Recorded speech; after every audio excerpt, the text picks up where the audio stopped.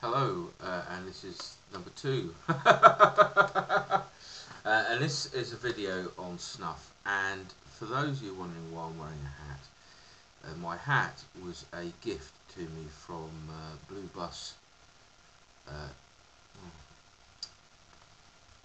Blue Bucket. Sorry, Danny. I can't remember it. Blue Bus. Anyway, it was a gift from Danny. And I'm wearing it in recognition of that. It's a Swedish Match hat, and he sent it to me, and it's jolly nice. And I have worn it out actually on a Sunday, you know, promenading through the park in Southampton. It's a little doff there like that. Yeah, very nice. So cheers, mate. Thank you. Much appreciated. This is a snuff video, and it is going to be about, I don't know whether you can see that. There we go. Dr. JR Justice. The snuff is thus named after James Robertson Justice, a actor of the 30s, 40s and 50s, and then to the 60s, I think, probably. About that. He was a robust man. My favourite character of his was a series of comedic films, some of which starring Dirk Bogart and chap Phillips, I can't remember. Leslie Phillips, who was a hello there. Oh, hello. I don't know whether Leslie Phillips, if you're English, you know what I mean. He's a bit of a cad, basically, or a bounder, one of the two. Anyway, the first thing I want to dispel is a myth about this snuff, which is, I'm not one for writing rude things on snuff websites about people who don't know what they're talking about, because I don't think, ignorance is bliss, as they say. But I'm going to have a pinch of this before I start yabbering. It's a moist snuff. Now, I usually advise not to sniff snuff, but when they're scented, usually, if you just waft it around, you can get it. It's. I might just put the camera up, actually. Bring it around that way and let you have a look. There it is. It's kind of dark-ish, not as dark as, say, a Santo Domingo. There we go. But quite dark. Nice smells.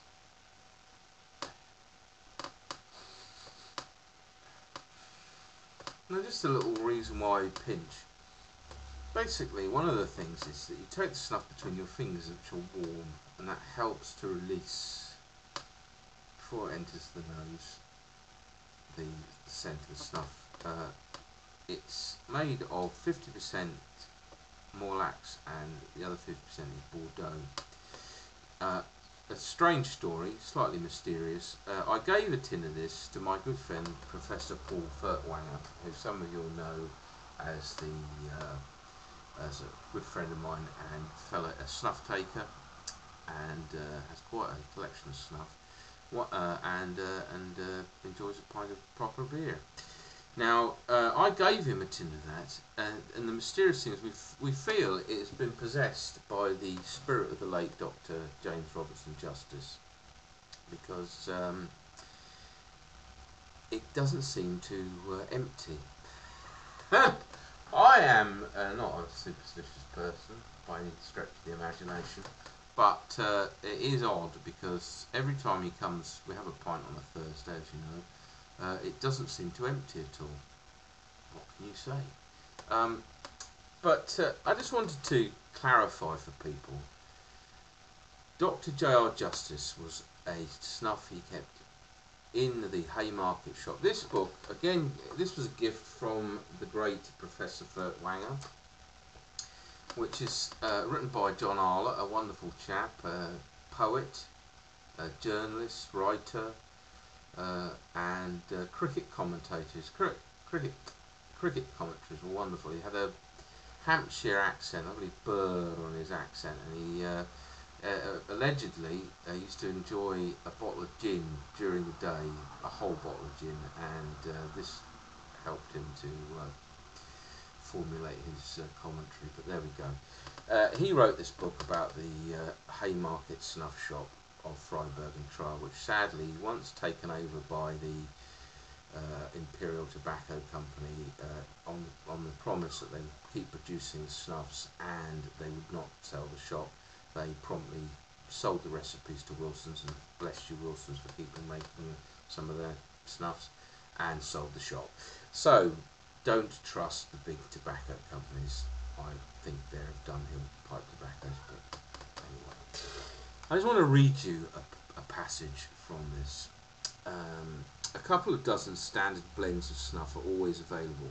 Apart from the special and often individual recipes, Astaroth, suggested by James Robinson Justice, is made uniquely among snuffs from the delicate small-leaved Latakia tobacco, oak smoked and perfumed with jasmine.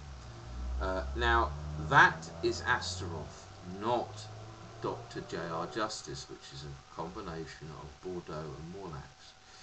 Now that's just to put people right. I don't wish to be, but I'm just lucky I have that old book signed by which was the author, but the artist who did the pictures. The book was published, I think, in the 1970s, but I'll just check that for you. 1974. I was 6 years old when that book was published. So there we go. It's a nice snuff. It's a floral one. So if you are like IBGD, Travis, and don't like this isn't one to try. It's not an everyday snuff for me, but a occasional pinch. Very pleasant and well worth a try. So there we go. I hope that's not too boring. And Danny, hats off to you, mate. Cheers.